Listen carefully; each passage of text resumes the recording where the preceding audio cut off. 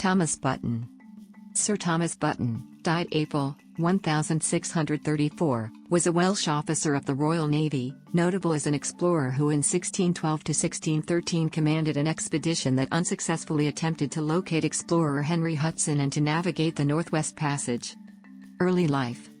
Born about 1575, he was the fourth son of Miles Button of Worlton, Glamorgan, and his wife Margaret, daughter of Edward Lewis. His father's family had been landowners, originally at Bitton in Gloucestershire, since the 1100s. Around 1595 he married Elizabeth, daughter of landowner Sir Walter Rice of Newton House, Londalo, and his wife Elizabeth, daughter of Sir Edward Mansell of Margam. This made him a nephew of the prominent naval officer Sir Robert Mansell, from whose patronage he benefited for the rest of his career. Arctic exploration. In April 1612 he was given command of two Navy ships, Resolution and Discovery, to lead an expedition in search of the Northwest Passage. Sailing from England about the beginning of May 1612, they reached the mouth of a river which he named the Nelson after the ship's master, who had died. They wintered at what is now known as Port Nelson and the next year headed north to search for the Northwest Passage. They lost the Resolution to sea ice and continued on to 65 degrees north. He discovered and named Mansell Island and returned to England in September 1613. He is credited with exploring and securing the west coast of Hudson Bay for his country, naming the area New Wales. The region would again be visited 12 years later in 1631 by Captains Thomas James and Luke Fox.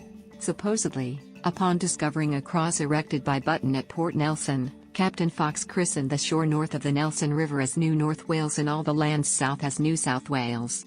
Button and his men were some of the first recorded Europeans to explore the area now known as Manitoba, and his discovery meant that others followed after him, using his landmarks, his stories, and his detailed notes.